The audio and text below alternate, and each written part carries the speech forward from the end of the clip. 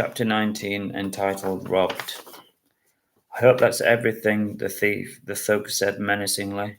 Tom looked into the young man's eyes and he didn't see anything, just blackness. You should be more careful, mate, the thug said. Tell anyone and I'll be back. Tom kept his head down and the man walked off, clicking the torch merrily as he went.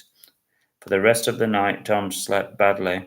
Every time he closed his eyes, he could see his attacker leaning over him. It was a long and painful night, and when morning broke, it was a great relief. He waited for the cleaner to arrive as he was shaking and in shock. She could tell by his anxious face that something was wrong, and she invited him in. He told her of the attack, and she was horrified. It was difficult for him to hold the tears back, and he was shaking. She brought Tom a cup of tea, and slowly he stopped shaking and came back to his senses. It must have been terrifying, she said sympathetically. It was, he said. I was worried he'd come back.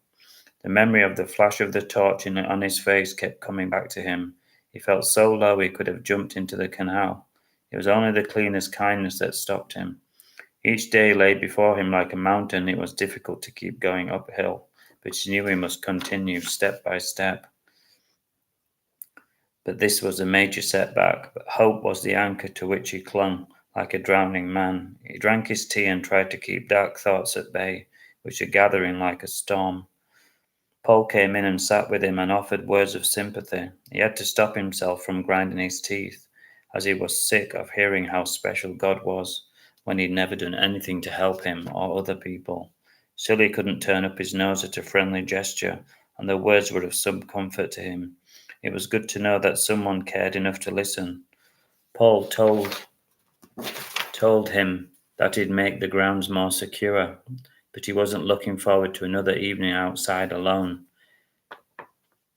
Tom had always had some sympathy for the homeless, but now he was realizing just how hard and frightening it was. All of a sudden he was feeling vulnerable. He was scared.